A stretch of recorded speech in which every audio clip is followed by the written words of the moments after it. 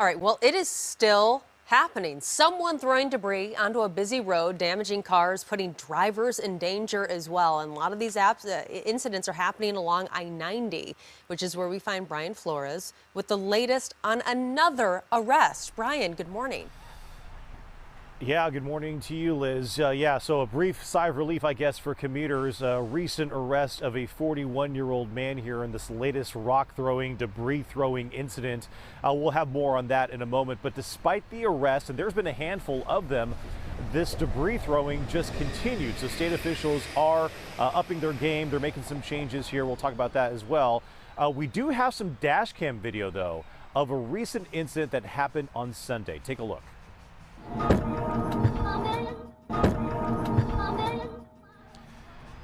And you saw that rock there just hurled onto the freeway. That incident happened on Sunday, right in the middle of the day. The driver telling Q13 somebody threw a rock at their car from the side of the freeway here off the Rainier Avenue South exit. The victim says he saw the man come out of the woods, again, near that exit. 3 other cars, by the way, were damaged back on Sunday.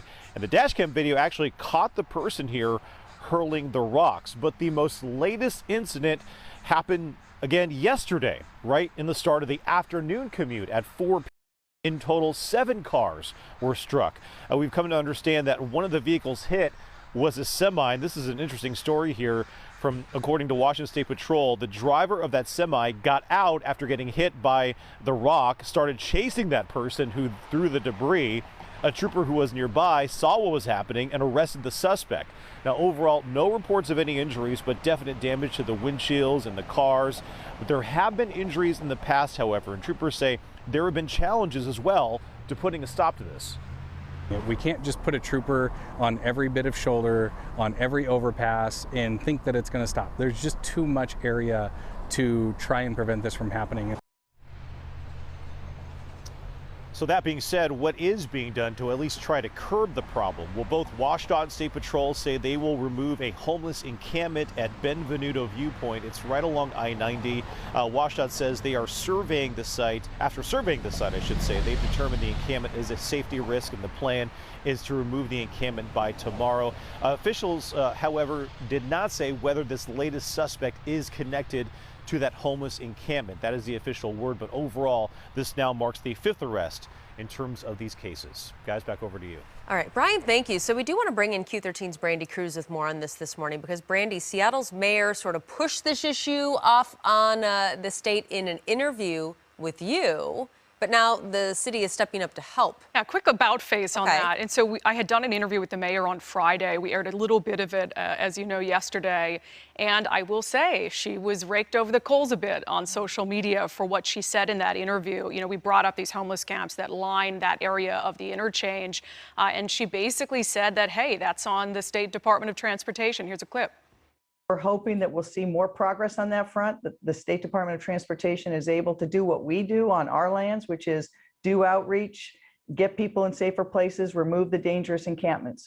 So I don't know if it was the backlash on social media or if they already had something in the works, but all of a sudden yesterday at some point, these signs popped up down there at one of the homeless encampments that's really close to where these incidents have been happening. One from the State Department of Transportation, the other notice from the city of Seattle, basically saying that you've got until tomorrow, Thursday, to get your stuff out of here, or it's going to be put into storage. We got a statement from the mayor's office saying, while the encampment is on WashDOT property, Seattle Parks has worked with WashDOT to maintain this area over the years through a joint agreement.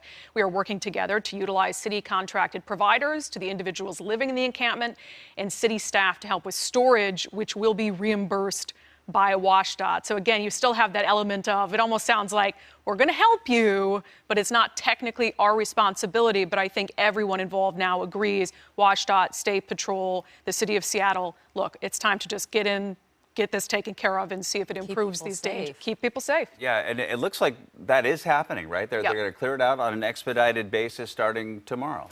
Right, and I think there's a question also about why not do it now?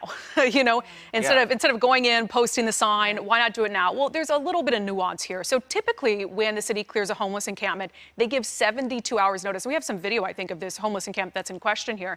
They give 72 hours notice. That's sort of the rule because it gives them time to do outreach to the people living there, to give people time to find a different place if they want to go, to pack up their stuff. Now, this is expedited. It's less than 72 hours. And again, it goes back to that outreach portion, because if you're just going in there sweeping it away, what's to stop these people from just going, 30 feet down somewhere else by the interstate, and this continues to happen.